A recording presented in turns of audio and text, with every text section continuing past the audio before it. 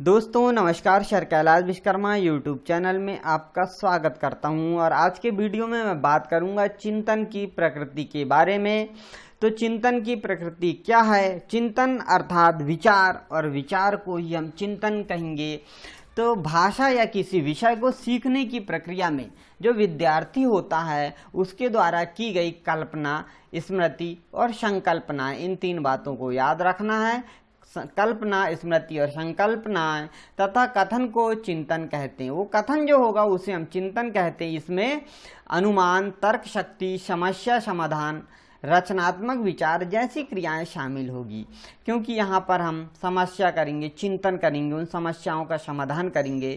सामान्यतः किसी समस्या के समाधान के लिए चिंतन किया जाता है। कोई समस्या है उसके लिए हम चिंतन करेंगे, या इसी को हम कहते हैं विचार। और विचार हमारे सिलेबस में है, तो इसलिए हम चिंतन या विचार की यहाँ पे बात कर रहे हैं।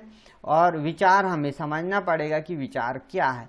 तो यहाँ पर समस्या के समाधान के लिए चिंतन करना होता है। जैसे शिक्षक पढ़ाने से पहले पाठ योजना बनाते हैं और यह निर्धारित करते हैं कि कौन सा पाठ कब कितने दिन पढ़ाया जाएगा।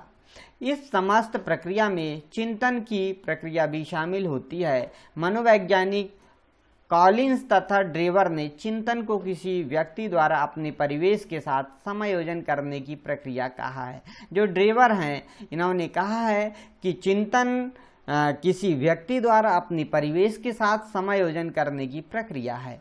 चिंतन प्रक्रिया के संबंध में यहाँ पे देखिए, यहाँ बताया कि शिक्षार्थी के सम्मुख जब कोई समस्या उत्पन्न होती है तब वह उस समस्या का समाधान करने के लिए चिंतन करता है। कोई समस्या हुई, उसका समाधान करना है तो वह चिंतन करता है, विचार करता है। चिंतन का लक्ष्य समस्या को दूर करना होता है। याद रखना कि चिंतन जो है, इसका लक्ष्य समस्या को दूर करना होता है। चिंतन में शिक्षार्थी अपने लक्ष्य को प्राप्त करने के लिए प्रयासरत रहता है। जो लक्ष्य है उसको प्राप्त करने के लिए प्रयासरत रहता है। उसका प्रयास होता है कि जल्द से जल्द समस्या का समाधान हो जाए, जल्दी से जल्दी मैं उस समस्या का समाधान कर दूं। चिंतन में शिक्षार्थी अपने पुराने अनुभव को पुनः स्मरण करता, जो पुराने अनुभव होते हैं उनको स्मरण करता, जिससे उसके आधार पर वह वर्तमान समस्या का समाधान करने में समर्थ हो सके। जब शिक्षार्थी अपने पूर्व अनुभवों के आधार पर वर्तमान समस्या का समाधान खोजने का प्रयास करता है तब उसके सम्मुख समस्या के अनेक संभावित समाधान उपस्थित होने लगते हैं।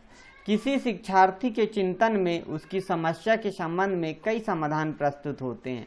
वह उनमें से किसी एक समस्या का चयन करता है, वह उसे व्यवहार रूप देकर समस्या के समाधान में उसकी सार्थकता प्रमाणित करता है।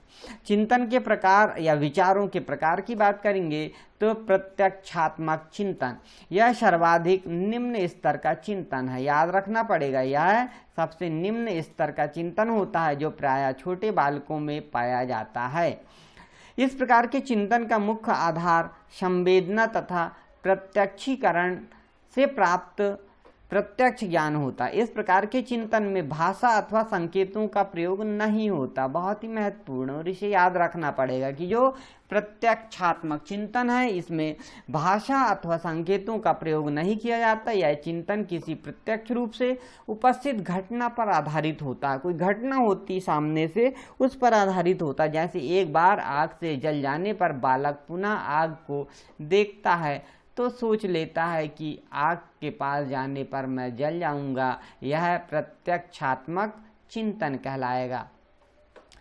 कल्पनात्मक चिंतन की हम बात करते हैं यहाँ पे। ये क्या है? तो कल्पनात्मक चिंतन का आधार मानसिक अवधारणाएं होती है, अर्थात मस्तिष्क में जो अवधारणा है वो होती है। इस प्रकार के चिंतन में कोई वस्तु अथवा परिस्थिति प्रत्यक्ष रूप से उपस्थित नहीं होती, अर्थात इसमें प्रत्यक्षीकरण का अभाव होता है।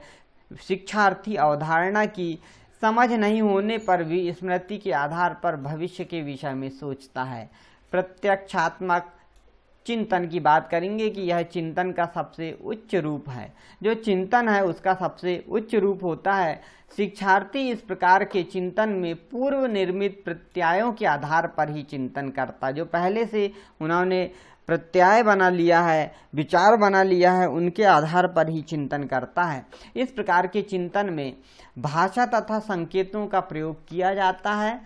प्रत्यात्मक चिंतन एक जटिल मानसिक क्रिया है। यह प्रत्यात्मक जो चिंतन है वह जटिल है और मानसिक क्रिया कहलाती है। इसमें शिक्षार्थी पुराने अनुभव के आधार पर अपनी वर्तमान समस्या का सूक्ष्मतम विश्लेषण करता है तथा उसके संबंध में किसी निष्कर्ष पर पहुंचता है।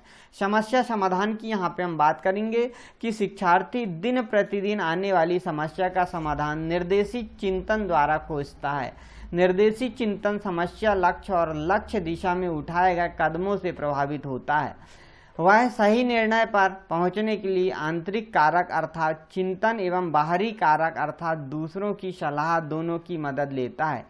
समस्या समाधान के लिए मध्यमान अंतः विश्लेषण तथा कलन विधि का उपयोग किया जाता है। तो दोस्तों, आज के इस वीडियो में इतना ही विचार या चिंतन के विषय में हमने बात किए और नेक्स्ट वीडियो में आपको और भी समझाएंगे। तब तक के लिए नमस्कार। अगर आप पहली बार हमारे चैनल पर आए तो हमारे चैनल को सब्सक्राइब करना ना भूलें।